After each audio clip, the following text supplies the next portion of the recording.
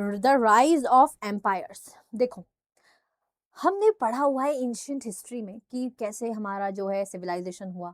उसके बाद जो है हमारी सोसाइटी आई, वैदिक सोसाइटी की हम बात करते हैं, है ना? धीरे-धीरे जो है जनपद्स बने, महाजनपद्स बने।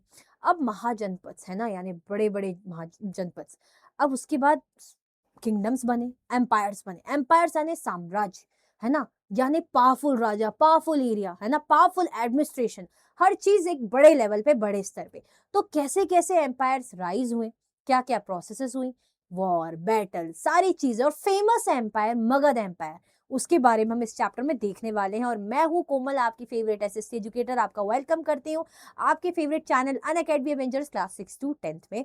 सो जैसे कि आपको दिख रहा है, चैप्टर 5 को हम ओपी स्टाइल में 15 मिनट्स में खत्म करने वाले। थोड़ा बहुत ज्यादा कम होगा, लेकिन आपको बेटर तरीके से पूरे चैप्टर का निचोड़ समरी अच्छे समझ में आ जाएगी।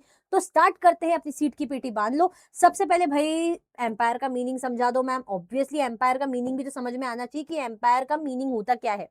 जैसे एम्पायर आपको बड़ा सा दिख रहा है, an empire is a collection of smaller kingdoms और territories over which a powerful ruler और group of rulers exert power often after waging war against the smaller kingdoms। अरे मैम, आपने तो एक बार में रीड कर लिया, समझ में आया थोड़ा नहीं? अरे मैम समझाएंगे, पहले रीड तो कर ले, फ्लो तो बना ले। एम्पायर क्या होता है? छोटे छोटे किंगडम्स का या छोटी छोटी टेरिटरीज का कलेक्शन होता है ना? विच अ पावरफुल रूलर या group of ruler exert power, मतलब या तो रूलर्स का ग्रुप हो या तो एक रूलर हो। वो क्या करते हैं, छोटे छोटे किंगडम्स पे, जैसे मैंने ये किंगडम भी जीत लिया, वो किंगडम भी जीत लिया, वो राज भी जीत लिया, वो राज भी जीत लिया, और सबको बना दिया अपना एक प्रॉपर एम्पायर। मतलब समझ रहे हो कि भाई मैंने क्या कर लिया कि मैंने एक एक बड़ी सी बिल्डिंग है, वो भी खरीद ली, वो रूम भी खरीद लिया, वो फ्लैट भी खरीद लिया, वो फ्लैट भी खरीद लिया, धीरे धीरे पूरी बिल्डिंग ही मैंने जीत ली या खरीद ली, तो पूरी बिल्डिंग ही मेरी हुई ना। तो ऐसे kingdom kingdom kingdom kingdom kingdom करते करते पूरे किंगडम जब मेरे अंडर आ गए, वहां का उसमें मैं अपनी पावर असर्ट कर रही हूँ क्योंकि मैंने जीती है। तो मेरा क्या बन जाएगा? वो साम्राज्य बन जाएगा, है ना? बड़ा राज। Often after waging war against the smaller kingdoms. लेकिन भाई कोई भी किंगडम्स मेरे अंडर आएगा क्यों? मुझे वॉर करनी पड़ेगी, बैटल करनी पड़ेगी, मुझे हराना पड़ेगा। ऑब्वियसली पुराने टाइम पे यही तो होता था, राजा लोग छोटे छोटे किंगडम्स को हरा रहे हैं, उनके राइवल किंगडम्स को हरा रहे हैं और अपनी पावर असेट कर रहे हैं। और जब सारे किंगडम्स उनके अंडर है तो उन्होंने बना दिया एम्पायर। सो दोबारा रीड करती हूँ आपके लिए। एम्पायर क्या होता है? Empire is a collection of smaller kingdoms और territories over which a powerful ruler और group of ruler exert power. ठीक है, और ये पावर एक्सर्ट कैसे कर रहा है? कैसे? भाई वॉर करके। ठीक है, चलो। द राइज ऑफ मगध, अगर हम देखें, बड़ा ही फेमस एम्पायर था मगध एम्पायर, है ना? या हम कह सकते बड़ा ही फेमस महाजनपद में भी मगध था। तो मगध इतना पावरफुल था। मगध पावरफुल क्यों था? क्योंकि देखो वहां पे गंगा सोन जैसी रिवर बहती थी। और रिवर, आप लोगों ने क्लास 6 में पढ़ा होगा, रिवर अपने साथ क्या लेकर आती? सेडिमेंट्स लेकर आती पहाड़ों से, है ना? सेडिमेंट्स में सैंड, स्लिट, है ना, ये सारी चीजें होती हैं, जिससे क्या होता है, वो एरिया फर्टाइल होता है। अब गंगा जैसी नदी बह रही है, सोन जैसी नदी बह रही, तो एरिया फर्टाइल था। फर्टाइल एरिया, उपजाऊ जमीन, फार्मिंग के लिए अच्छी। ऊपर से घने घने वहां पे जंगल से रहते थे, घने जंगल, घने जंगलों से हाथी मिल रहे हैं, लकड़ियां मिल रही हैं, अदर रिसोर्सेज मिल रही है। ऊपर से आयरन ओर भी था, तो लोहा जो वेपन्स बनाने के लिए, टूल्स बनाने के लिए काम आता था। तो ऐसे में मगध एम्पायर ना ज्योग्राफिकली भी बड़ा ही पावरफुल था। ठीक है, Magadh modern day south Bihar, जो मॉडर्न डे अगर हम बोले साउथ बिहार में सम एडजॉइनिंग एरियाज, है ना, rose in importance and set the stage for the fusion of many kingdoms into India's first empire। मतलब अगर हम देखें ना, जो मगध एम्पायर था, स्पेशली भी उसमें मौर्यन एम्पायर, वो इंडिया का फर्स्ट पैन रीजनल एम्पायर था। कैसे बना उसको समझेंगे।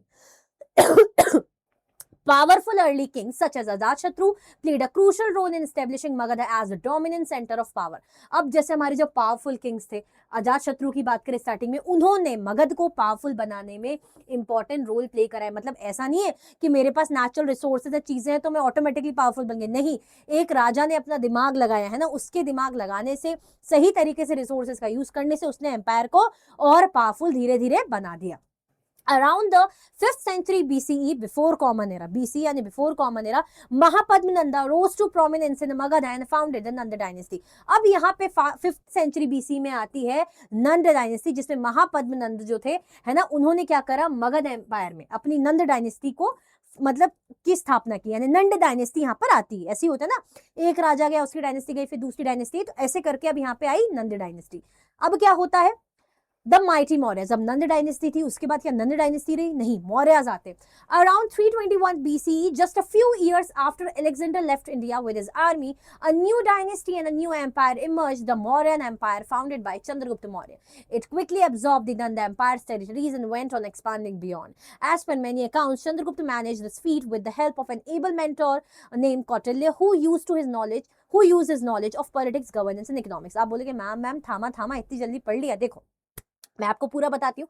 नंद एम्पायर था। अब इसमें एक थे धनानंद। धनानंद थे बहुत ही ऐसे राजा कि भाई अय्याश राजा होते हैं ना, कि मदिरा पान, अरे वाह क्या है कि बस मतलब मदिरा में, है ना, बिल्कुल शान शौकत में लीन है। अब यहाँ पे अलेक्जेंडर धीरे धीरे अटैक करने आ रहे थे इंडिया पे। उनका पोरस से जो है बैटल ऑफ हिदास्पेस हुआ था, झेलम का युद्ध बोलते हैं, वो हुआ था, है ना। अब उसके बाद जब उन्हें पता चला अलेक्जेंडर को कि भाई इंडिया में और भी पावरफुल राजा हैं, बड़ी बड़ी सेना है, तो उनकी सेना ऑलरेडी, जो अलेक्जेंडर की सेना थी, ऑलरेडी लगातार लड़ते हुए इतने सालों से आ रही थी, तो थक चुकी थी। मतलब वो फिजिकली तो थक गए थे लेकिन जब उन्हें पता चला कि इंडिया में आगे और भी स्ट्रांग राजा है, तो वैसे ही वो और मेंटली हार गए, मतलब थक चुके थे। तो इस कारण से अलेक्जेंडर को सेना वापस ले जानी पड़ी। अब अलेक्जेंडर गए। यहाँ पे क्या होता है, जब अलेक्जेंडर इंडिया में आ रहे थे, तो उस टाइम पे चंद्र जो है हमारे चाणक्य, जिन्हें हम कौटिल्य बोलते हैं, वो आए थे धनानंद के पास। उन्होंने बोला था, भाई धनानंद जी, आप ये ऐश अय्याशी में हो, लेकिन आप ये भी देखिए कि अलेक्जेंडर इंडिया में एंटर हो रहा है, सिकंदर इंडिया में आ रहा है। ऐसे करते करते वो इंडिया को अलग कर, मतलब हमारे सारे एम्पायर्स को बर्बाद कर देगा, वो जीत लेगा। तो हमें क्या करने की जरूरत है? सारे राजाओं को एक होने की जरूरत है उस अलेक्जेंडर से लड़ने के लिए। लेकिन धनानंद अपने एटीट्यूड में रहता है, बोलता है, तुम पंडित, तुम बताओगे हमें, हमें क्या करना है। और वो उन्हें जोर से पैरों से मारता है, लातों से मारता है और गिरा देता है। अब ऐसे में जो है कौटिल्य, जो सबके सामने, सभा के सामने उनकी बेइज्जती हो जाती है, उन्हें बहुत बुरा लगता है। तो ऐसे में वो अपनी उनकी शिखा खोल के वो प्रण लेते हैं कि जब तक मैं काबिल राजा इस गद्दी पे नहीं बिठा दूंगा ना, जो अखंड भारत का निर्माण करेगा, तब तक मैं जो है सुकून नहीं लूंगा, मतलब मैं चैन से नहीं बैठूंगा। तो ऐसे करके वो हेल्प करते हैं, जिसमें पढ़ा ना हमने मेंटोर, वो क्या करते हैं, चाणक्य जो है चंद्रगुप्त को जो है पढ़ाते हैं, लिखाते हैं, मतलब वही जो है स्किल्स वगैरह, वॉरियर की स्किल्स सिखाते हैं, टेक्टिक्स सिखाते हैं, ये सारी चीजें, जिसकी हेल्प से क्या होता है, मौर्यन डायनेस्टी स्टैब्लिश होती है, जो इंडिया की फर्स्ट पैन रीजनल डायनेस्टी थी, मतलब अच्छे बड़े लेवल पे।